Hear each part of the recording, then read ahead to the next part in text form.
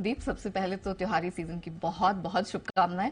जरा बताइए क्यूज कैसे मिल रहे हैं? बहुत बहुत शुक्रिया नेहा, आपको और हमारे सारे दर्शकों को भी त्योहार की ढेरों शुभकामनाएं।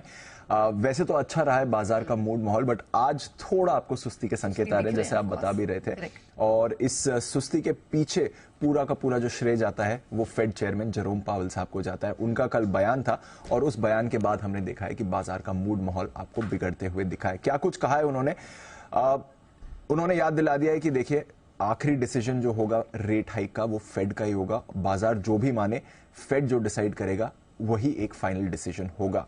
तो बाजार मानकर चल रहा था। पिछली फेड पॉलिसी के बाद लगातार 2 बार पॉज हो गया है। थोड़ी कमेंट्री बाजार को अच्छी लगी थी, वहां से लग रहा था कि रेट हाइक्स नहीं होंगे। फेड चेयरमैन साहब ने कहा है कि हमें नहीं लगता कि इन्फ्लेशन को 2% लाने के लिए जितने कदम उठाना जरूरी था हमने उतने कदम उठाए हैं। यानी कि वो इंडिकेट कर रहे हैं कि यहां से फेड और कठिन कदम उठा सकता है।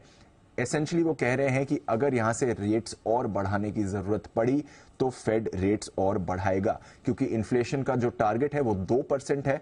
उस टारगेट से इन्फ्लेशन अभी भी बहुत दूर है और वहां तक लाने के लिए कुछ और कदम लेने की जरूरत है जो फेड लेकर ही रहेगा। तो उन्होंने ये जरूर कहा कि हम अग्रेसिव हैं, हम अभी के लिए एग्रेसिव ही रहेंगे और अगर रेट्स बढ़ाने की जरूरत पड़ी तो हम रेट्स बढ़ाएंगे।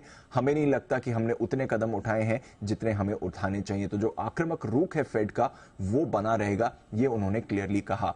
एक अच्छी बात उन्होंने ये भी कही कि जो पहले एक रिस्क था कि हम बहुत कम कर रहे हैं इन्फ्लेशन को काबू में लाने के लिए, बहुत ज्यादा करने की जरूरत है, और अगर रिस्क आए बहुत कम और बहुत ज्यादा में तो हम बहुत ज्यादा करना चाहेंगे ताकि इन्फ्लेशन काबू में आ जाए। वो कह रहे हैं कि अब ये इवनली बैलेंस्ड हो गया है। तो रिस्क उतना जो पहले इन्फ्लेशन का था, इतनी तेजी से बढ़ गया था, डबल डिजिट की तरफ जा रहा था, वो रिस्क कम है। बट क्या 2% पर आ चुका है? नहीं। क्या 2% पर लाने के लिए और रेट्स बढ़ाने की जरूरत पड़ सकती है? हाँ। और अगर जरूरत पड़ी तो हम रेट्स बढ़ाएंगे। इमीडिएटली इसके बाद हमने देखा कि जो यूएस की बॉन्ड डील है उसमें बढ़त आई, करीब 10-12 बेसिस पॉइंट की आपने बढ़त आते हुए देखी, 4.65% पर आ गई। हालांकि दिसंबर पॉलिसी के लिए जो रेट हाइक का अनुमान है, जो जानकार अनुमान लगा रहे हैं, उसमें ज्यादा बदलाव आपने नहीं देखा।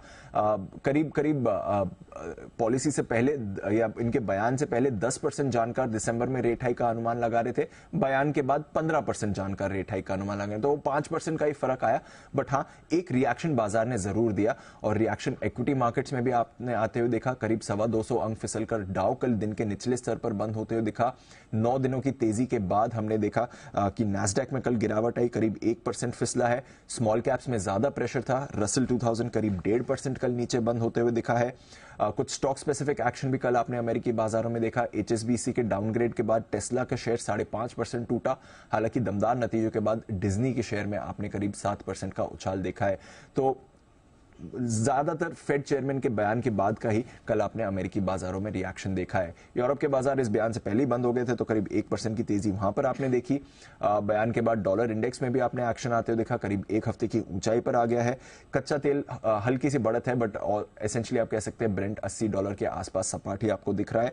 सोने में 3 हफ्ते के निचले स्तर से हल्की रिकवरी दिखी है। बेस मेटल्स का कमजोर प्रदर्शन था।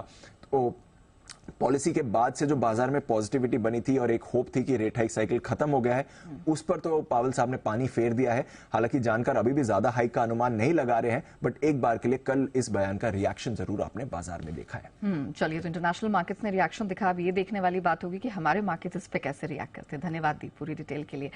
तो जिस